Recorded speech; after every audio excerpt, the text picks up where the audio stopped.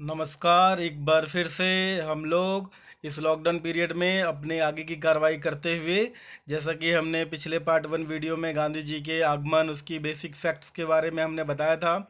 आज हम लोग गांधी जी के जो शुरुआती आंदोलन है उसके बारे में पढ़ेंगे, जिसमें सबसे महत्वपूर्ण और उनका पहला सत्याग्रह आंदोलन जो है वो चंपारण का सत्याग्रह आंदोलन है।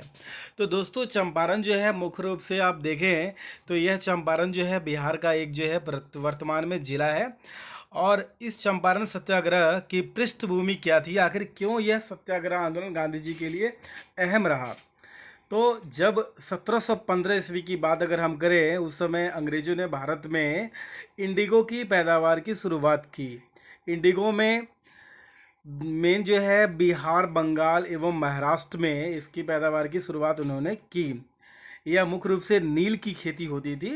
नील जो है ब्रिटिश लोग बड़े ही शौकीन होते थे, और ये जो पश्चिमी जो यूरोप के जितने भी कंट्रीज़ हैं वहाँ पर इसका बहुत भारी डिमांड था। लोग जो है वस्त्रों पर, सफ़ेद वस्त्रों पर जो है इसको लगा करके राजशाही ड्रेस के रूप में प्रयोग करते थे। इस इंडिगो को अमेरिका, चाइना और अन्य देशों में भारत से निर्यात किया जाता था। भारतीय किसान इसके पक्ष में नहीं थे। उसका मूल कारण यही था कि यह खेती में ज़्यादा पानी लगता था, और उसके अलावा जो है जहाँ पर भी ये खेती होती थी वह भूमि उपजाऊ नहीं रहता था, वह अनुपजाऊ हो जाता था। इसके लिए अंग्रेजों ने जो है समझौता किया था तीन कठिया प्रथा भारतीय किसानों के साथ। आखिर ये तीन कठिया प्रथा क्या थी, इसको हम लोग समझने की कोशिश करते हैं। तीन कठिया में देखिए, जैसे कि आपको लिखा हुआ है तीन कट्ठा। यहाँ कट्ठा भूमि मापने की एक पुरानी तरकीब थी, पुरानी प्रथा थी, और आज भी बहुत जगह गाँव में चलता है। आपका जो गाँव ज़मीन है उसमें 1 बीघा में 20 कट्ठा होता है। तो समझौता यह हुआ अंग्रेजों का भारतीय किसानों के साथ कि अगर आप 20 कट्ठे में कोई फसल उपजा रहे हैं तो उसके 3 कट्ठे में, यानी 3 हिस्से में आपको नील की खेती करनी पड़ेगी। मतलब 20 में से 3 भाग जो होगा वो नील की खेती होगा। इसी को 3 कठिया पद्धति कहा गया। ठीक है दोस्तों। तो 3 कठिया पद्धति में जब खेती होने लगी तो इससे भारतीय किसानों को काफ़ी मुसीबत का सामना करना पड़ा।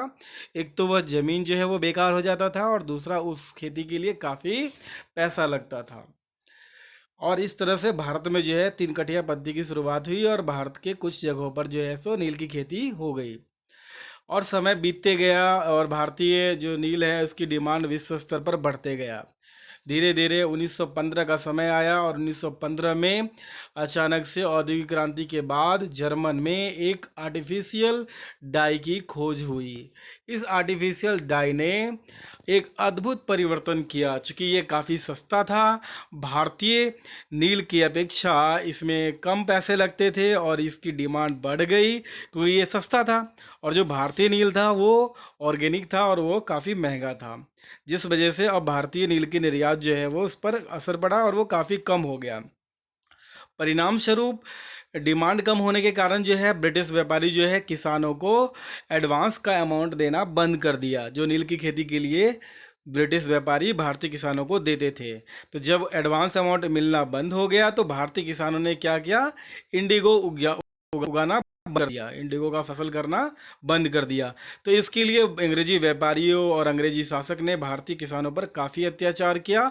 उन्हें ज़बरदस्ती इस खेती को जारी रखने के लिए कहा गया। इस बीच जो है सो आपको पता है कि गांधी जी का भारत में आगमन 1915 में हो जाता है, और गांधी जी पहुंचते हैं लखनऊ, जहाँ हो रही थी कांग्रेस का अधिवेशन दिसंबर 1916 में। गांधी जी ने इस अधिवेशन में भाग लिया। इस अधिवेशन में उनकी मुलाकात एक ऐसे शख्स से हुई कि उनकी राजनीतिक दिशा को बदल कर रख दी। ठीक है दोस्तों। तो यहाँ जो है गांधी जी से कौन शख्स मिला, गांधी जी जो शख्स मिला उन्होंने गांधी जी के राजनीतिक स्थिति को ही बदल करके रख दिया। पहली मुलाकात से ही गांधी जी प्रभावित नहीं हुए। उस वक्त उन्होंने जो है उस शख्स को, उन शख्स के जो वचन थे उसको मानने से इनकार कर दिया। वह शख्स भी बिल्कुल सीधा साधा था, परंतु जिद्दी किस्म का था। उसने अपने इलाकों के किसानों की पीड़ा, वहाँ पर हो रहे किसानों पर शोषण की दास्तां बताई, और गांधी जी से आग्रह किया कि कृपया आप एक बार तो चलिए, एक बार चल करके वहाँ के किसानों की हालत को समझिए। गांधी जी ने कहा, मेरा पीछा छोड़ दो, गुस्से में गांधी जी ने एक बार उसे यह भी कह दिया कि अगर मैं कभी घूमने जाऊंगा तो अपने भ्रमण में इस इलाके को भी शामिल कर लूंगा। पहली मुलाकात से गांधी जी प्रभावित नहीं हो पाया, परंतु उस शख्स ने अपना प्रयास कभी नहीं छोड़ा। बाद गांधी जी से आग्रह किया, उन्हें बाध्य किया, और जब गांधी जी माने तो 4 माह के बाद ही चंपारण के किसानों को जबरदस्ती करने से हमेशा के लिए मुक्ति मिल गई दोस्तों। इस तरह गांधी जी का बिहार और चंपारण से नाता हमेशा हमेशा के लिए जुड़ गया। चंपारण लाने वाले उस शख्स का नाम क्या था? राजकुमार शुक्ल। राजकुमार शुक्ल ही वह व्यक्ति है जो बिहार बीपीएससी के एग्जाम में हर एक साल क्वेश्चन पूछ ही लिया जाता है। यही वो व्यक्ति है जो लखनऊ के अधिवेशन के में जो गांधी जी के पीछे पड़ा, तो तब तक नहीं माना जब तक कि गांधी जी चंपारण पहुंच नहीं गए। कई बार उन्होंने गांधी जी को मनाया। गांधी जी को मनाने के लिए वो लखनऊ के बाद कानपुर भी गया, वहाँ पर भी गांधी जी ने मना कर दिया। कानपुर के बाद जब गांधी जी वापस अहमदाबाद चले गए तो उस आश्रम में भी राजकुमार शुक्ल ने पहुँच करके गांधी जी से बहुत विनती किया। गांधी जी ने फिर अहमदाबाद आश्रम में यह कहा उन्हें कि 7 अप्रैल को मैं कलकत्ता जा रहा हूँ, वहीं से मैं चंपारण आऊँगा। परंतु राजकुमार शुक्ल जो है कलकत्ता गांधी जी के पहुंचने से पहले पहुंच गए, और वहां पर जो है वहां से गांधी जी को लेकर के पहुंचते हैं कहाँ? चंपारण। अपनी एक आत्मकथा, गांधी जी की जो आत्मकथा है सत्य के प्रयोग, उसके 12वें अध्याय में एक टॉपिक है जिसका नाम है नील का दाग। उसमें गांधी जी ने लखनऊ के अधिवेशन से पहले मैं चंपारण का नाम तक नहीं सुना था। 10 अप्रैल 1917 को चंपारण की धरती पर गांधी जी कदम रखते हैं और रखते हैं संत राउत के घर पर। ये संत राव वह व्यक्ति है जिसे गांधी जी लखनऊ अधिवेशन में मिले थे। पहली बार राजकुमार शुक्ल ने अपनी बात संत राउत को ही कहा था, और संत राउत ही वह व्यक्ति है जिन्होंने राजकुमार शुक्ल को कहा कि आप गांधी जी से विनती कीजिए। अब चंपारण की धरती पर महात्मा गांधी जी पहुंच गए हैं। महात्मा गांधी जो है वहाँ के स्थितियों को समझ रहे हैं। इस संघर्ष में उनके साथ देने वाले और भी वीर वांकुड़ थे, जिनका नाम था राजेंद्र प्रसाद, अनुग्रह नारायण सिंह, आचार्य कृपलानी, वृक्ष किशोर, महादेव देसाई, नरहरि पारिक। इन सभी ने काफ़ी अहम भूमिका निभाई। संघर्ष में इन्होंने गांधी जी का काफ़ी साथ दिया। परंतु जब लोगों का संघर्ष जारी हो गया, गांधी जी ने वहाँ के किसानों की स्थिति को समझा, तो डीएम जो है लोगों की बढ़ती हुई भीड़ के कारण, बढ़ते हुए विद्रोह के कारण गांधी जी को चंपारण छोड़ने का आदेश दिया, और यह कह दिया कि अगली जो भी ट्रेन होगी उससे आप वापस चले जाओ। परंतु गांधी जी ने नहीं माना। गांधी जी ने दोस्तों नहीं माना, तो गांधी जी को अरेस्ट कर लिया गया, और अरेस्ट करने के बाद उन्हें अप्रैल 18 को कोर्ट में पेश किया गया।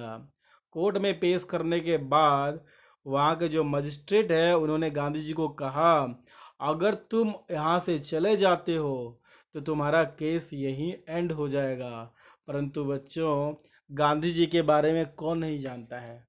उनका जो रास्ता था वो सत्य और अहिंसा था। उन्होंने किसान की दुर्दशा को देखा, उसके अनुसार उन्होंने मजिस्ट्रेट को रिप्लाई दिया, मैं नहीं जा सकता, मैं कोई हिंसा करने नहीं आया हूँ, मैं यहाँ के लोगों के दर्द को समझने, उनकी समस्याओं को सुलझाने के लिए आया हूँ। गांधी जी को इस प्रकार से अरेस्ट कर लिया गया। उसके बाद विद्रोह जो है काफ़ी भयानक हुआ, और दूर दूर के किसान, बड़े से बड़े जमींदार जो है गांधी जी को रिलीज़ करने के लिए चंपारण पहुंच गए, और चंपारण में बढ़ते हुए भीड़ को देख करके अंग्रेज सरकार ने फैसला लिया कि गांधी जी को छोड़ दिया जाए। इस प्रकार गांधी जी को वहां पर छोड़ दिया गया, और छोड़ने के बाद जो है एक इंक्वायरी कमेटी बनाई गई। एक इंक्वायरी कमेटी बनाई गई जिसमें 3-4 सदस्य थे। फिर उन्होंने इस पूरे मसले पर जो है स्टडी करने के बाद अपना रिपोर्ट पेश किया, और अंततः मार्च 1919 को जो ये उसको हमेशा खत्म कर दिया गया। और दोस्तों, यह आंदोलन था और बहुत ही महत्वपूर्ण आंदोलन था, जिसने भारतीय इतिहास में एक नए सूत्र का स्थापना किया और यहाँ से जो है भारतीय राष्ट्रीय आंदोलन में जान फूंक दी। यह गांधी जी का पहला आंदोलन था, पहला सत्याग्रह आंदोलन था। उम्मीद है दोस्तों आपको यह अच्छे से समझ में आया होगा। हम जल्द ही मिलते हैं गांधी जी के दूसरे सत्याग्रह आंदोलन के लिए। तब तक के लिए बहुत बहुत धन्यवाद। कोरोना जैसे भयानक बीमारी से, भयानक वायरस से बच के रहना है, घरों में रहना है और इसे निश्चित तौर पे हराना है। जय हिंद, जय भारत।